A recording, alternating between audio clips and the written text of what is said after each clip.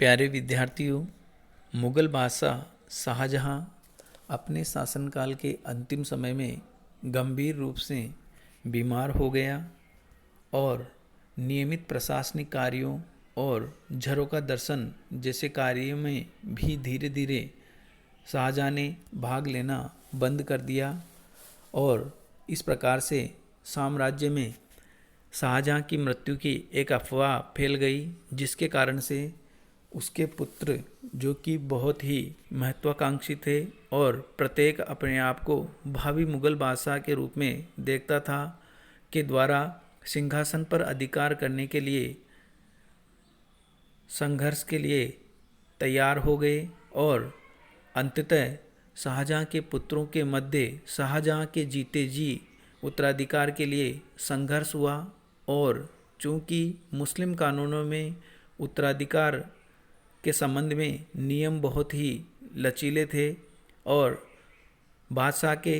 पुत्रों में जो भी सबसे योग्य होता था वो अपनी शक्ति के बल पर अर्थात तलवार के बल पर सिंहासन पर अधिकार कर सकता था। इस कारण से शाहजहां के पुत्रों में शाहजहां के बाद बादशाह बनने के लिए जो संघर्ष हुआ उसको उत्तराधिकार के युद्ध के नाम से जाना जाता है और इस संघर्ष में 5 लड़ाइयाँ लड़ी गई और अंततः औरंगजेब इस संघर्ष में सफल हुआ, जिसके बारे में आज हम चर्चा करेंगे। प्यारे विद्यार्थियों, शाहजहां के मुमताज़ महल से 14 संतानें हुई और उनमें से 7 संतानें जीवित रही, जिनमें 4 पुत्र और 3 पुत्रियां थीं। पुत्रों में ज्येष्ठता के क्रम में सबसे ऊपर दारा शिकोह, फिर शाह शुजा, औरंगजेब और मुराद थे। वहीं पुत्रियों में रोशन आरा, जहां आरा और गोहन आरा सम्मिलित थे। और इन सभी उत्तराधिकारियों के मध्य न केवल भाइयों में बल्कि बहनों ने भी अलग अलग भाई का पक्ष लेकर इस संघर्ष में शामिल हुए और 1658 और 59 में सत्ता को प्राप्ति के लिए ये संघर्ष हुआ, जिसको उत्तराधिकार के संघर्ष के नाम से जाना जाता है। प्यारे विद्यार्थियों, शाहजहां का सबसे बड़ा पुत्र दारा शिकोह बहुत ही शिक्षित, सुसभ्य और उदार विचारों का व्यक्ति था। साथ ही साथ सैनिक और प्रशासनिक योग्यता की भी उसमें कोई कमी नहीं थी। साथ ही साथ जनता और बादशाह शाहजहां का भी वह सबसे प्रिय पात्र था और शाहजहां चाहता था कि उसकी मृत्यु के बाद दारा शिकोह ही भावी मुगल बादशाह बने। इसके लिए शाहजहां ने दारा शिकोह को पंजाब और इसके आसपास के क्षेत्र की सूबेदारी प्रदान की और साथ ही साथ अपने शासन के अंतिम समय में अपनी रुग्णता के कारण अधिकांश प्रशासनिक कार्य भी दारा शिकोह के देखरेख में ही संपन्न करवाना शुरू कर दिया। शाहजहां का दूसरा पुत्र शाह शुजा, जो कि एक आकर्षक व्यक्तित्व का धनी था और एक योग्य सैनिक था, उसको बंगाल की सूबेदारी शाहजहां के द्वारा प्रदान की गई। और बंगाल की अकूत संपत्ति और जलवायु ने शाह शुजा को आराम पसंद और विलासप्रिय बना दिया, परंतु शाह शुजा भी बहुत महत्वाकांक्षी था और मुगल बादशाह के रूप में भावी मुगल बादशाह के रूप में अपने आप को देखता था। शाहजहां का तीसरा पुत्र औरंगजेब बहुत ही योग्य सैनिक और कूटनीतिज्ञ था और सेनापतित्व के गुण उसमें मौजूद थे। शाहजहां के जीते जी कई सैनिक अभियानों का सफल नेतृत्व औरंगजेब के द्वारा किया गया, जिसमें मध्य एशिया के अभियान और दक्षिणी भारत के अभियान प्रमुख थे। और उत्तराधिकार के संघर्ष के समय औरंगजेब को दक्षिण का सूबेदार नियुक्त किया गया था। औरंगजेब कलम और तलवार दोनों का ही धनी था और देखा जाए सेनापति की दृष्टि से और कूटनीतिक दृष्टि से देखा जाए तो शाहजहां के सभी पुत्रों में औरंगजेब श्रेष्ठ था। साथ ही साथ धार्मिक दृष्टि से कट्टर विचारों का समर्थक था। इस कारण से मुस्लिम धर्म के कट्टर मतावलंबी अर्थात उलेमा और अन्य व्यक्ति जो मुस्लिम धर्म के प्रति जिनका अत्यधिक झुकाव था, वो भी औरंगजेब को समर्थन दे रहे थे और वो चाहते थे कि औरंगजेब ही अगला मुग़ल बादशाह बने। इसी प्रकार शाहजहाँ का चौथा पुत्र मुराद, जो कि बहुत ही वीर और योग्य सैनिक था, परंतु निर्णय लेने की क्षमता का अभाव था, वो भी अपने आप को भावी मुग़ल बादशाह के रूप में देख रहा था। मुराद को गुजरात की सूबेदारी प्राप्त थी। इस प्रकार शाहजहाँ के द्वारा ये प्रयास किया गया कि उसके सभी पुत्र संतुष्ट रहें और सत्ता का बराबरी से उपभोग करें, परंतु दारा शिकोह जो है भावी मुग़ल बादशाह बने। इस प्रकार की शाहजहाँ की इच्छा थी, परंतु चूंकि सभी पुत्र योग्य थे और महत्वाकांक्षी थे, इस कारण से शाहजहाँ की मृत्यु के समाचार या अफवाह सुनकर सभी पुत्रों ने जो है अपने अपने क्षेत्रों से अपनी सेना सहित आगे बढ़ते हुए राजधानी की तरफ प्रयाण किया। शाह शुजा और मुराद के द्वारा अपने आप को मुग़ल बादशाह घोषित किया गया, जबकि औरंगजेब के द्वारा ऐसा नहीं करके सेना सहित राजधानी की तरफ बढ़ते हुए साथ ही साथ अपने भाइयों के साथ पत्राचार भी किया और कूटनीतिक संबंध स्थापित करने के प्रयास किए और इन प्रयासों में औरंगजेब को सफलता मिली। औरंगजेब मुराद को अपने पक्ष में करने में सफल हो गया और मुराद को झांसा दिया गया कि उसको संघर्ष में सफलता प्राप्त करने के बाद अफ़गानिस्तान, पंजाब, सिंध, कश्मीर और लूट का 1/3 हिस्सा मुराद को दे दिया जाएगा। बाकी का क्षेत्र औरंगजेब और उसके द्वारा जिनके साथ समझौता किया जाएगा उनके मध्य बांट लिया जाएगा। इस प्रकार से दक्षिण से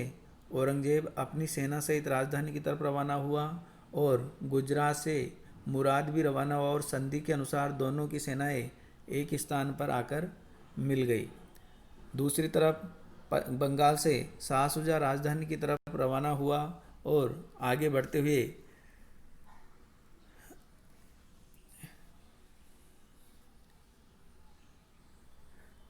संघर्ष में विजय के लिए प्रयास शुरू किए। दूसरी तरफ बादशाह ने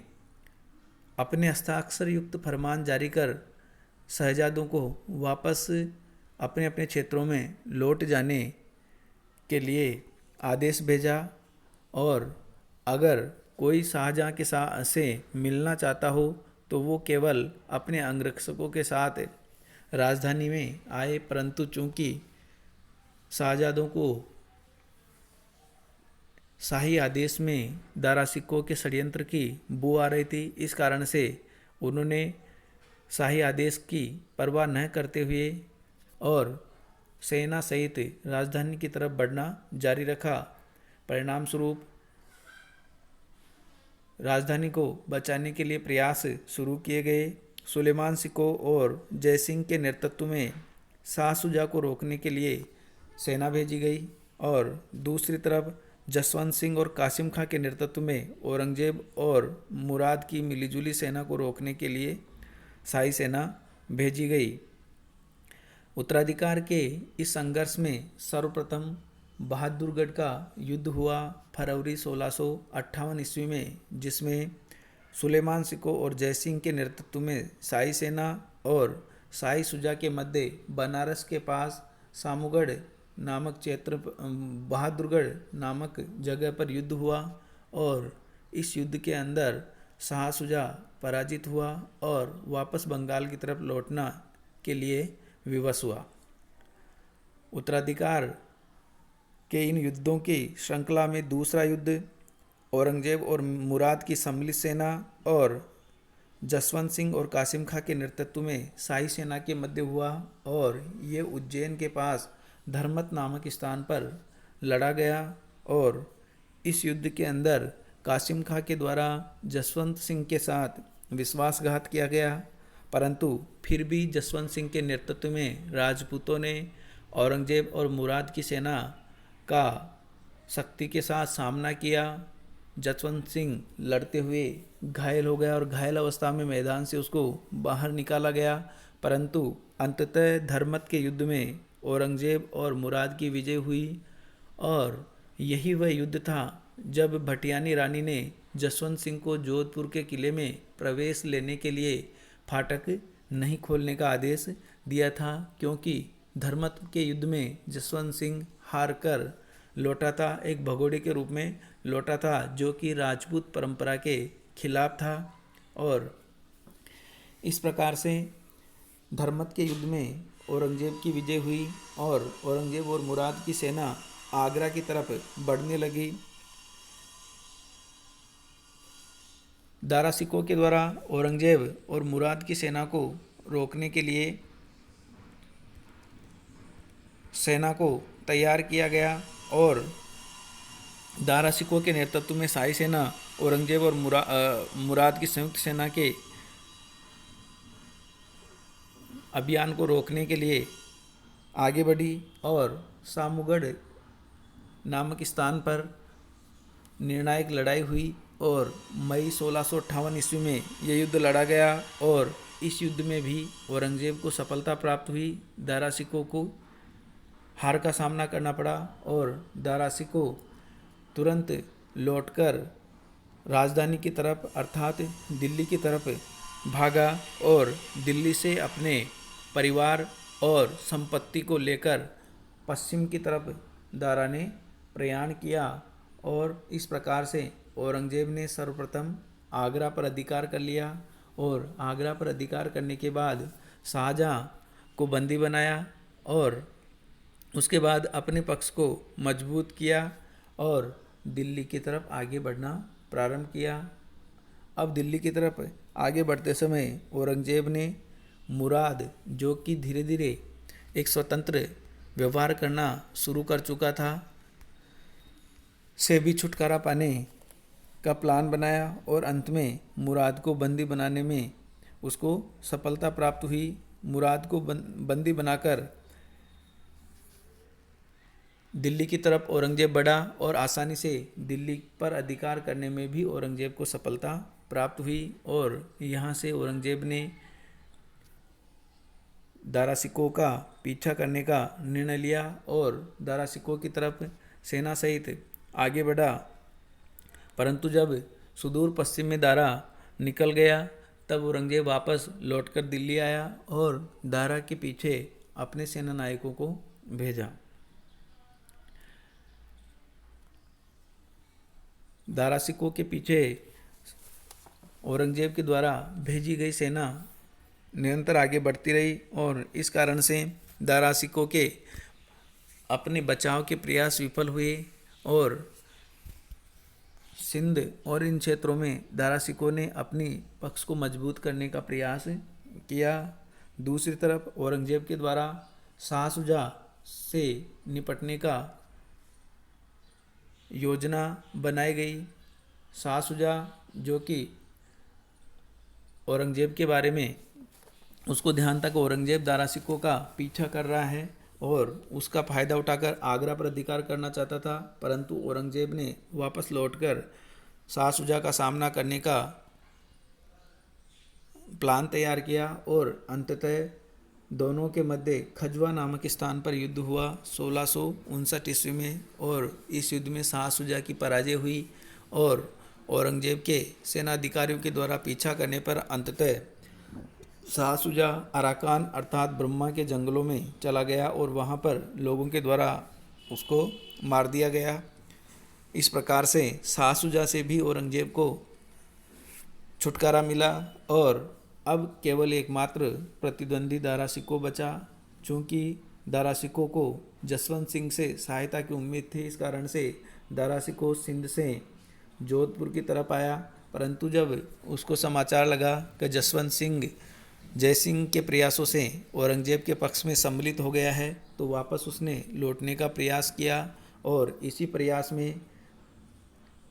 देवराय नामक स्थान पर औरंगजेब की सेना के साथ दारा की सेना का संघर्ष हुआ, जिसको देवराय के युद्ध के नाम से जाना जाता है, अप्रैल 1659 ईस्वी में। और इस युद्ध में दारा शिकोह की निर्णायक पराजय हुई और दारा शिकोह अपने आप को बचाकर वापस सिंध की तरफ भागा, परंतु मलिक जीवन नामक उसके विश्वस्त साथी के द्वारा धोखा करके दारा शिकोह को बंदी बनवाने में सहायता की गई और दारा शिकोह को औरंगजेब के द्वारा गंदे कपड़ों और गंदे हाथी पर बिठाकर पूरे दिल्ली में घुमाया गया। परंतु दिल्ली की जनता के द्वारा दारा शिकोह के प्रति संवेदना और सहानुभूति का जब प्रदर्शन किया तो अंततः औरंगजेब के द्वारा एक न्याय समिति का गठन किया गया और उसके द्वारा दिए गए निर्णय के अनुसार विधर्मी का आरोप लगाकर दारा शिकोह का कत्ल कर दिया गया और इस प्रकार से दारा शिकोह का अंत हुआ और उत्तराधिकार के इन युद्धों में अंततः औरंगजेब का पलड़ा भारी रहा और औरंगजेब ने अपने आप को भावी मुगल बादशाह के रूप में अपना राज्याभिषेक करवाया और इन युद्धों में औरंगजेब सफल हुआ। इतिहासकारों के द्वारा ये कयास लगाए जाते हैं कि अगर औरंगजेब की जगह दारा शिकोह शाहजहाँ के बाद मुगल बादशाह बनता तो शायद भारतीय इतिहास को एक नई दिशा में ले जाया जाता या आगे बढ़ता। दारा शिकोह अकबर के द्वारा जारी धार्मिक सहिष्णुता की नीति को आगे बढ़ा था, परंतु औरंगजेब जो कि एक कट्टर धार्मिक विचारधारा का व्यक्ति था के द्वारा बादशाहत प्राप्त की गई और जिसका परिणाम मुगल वंश को भी भुगतना पड़ा। औरंगजेब के समय के बाद धीरे धीरे मुगल वंश पतन की ओर अग्रसर हुआ, जिसमें औरंगजेब की नीतियां भी उसके लिए जिम्मेदार थी। धन्यवाद।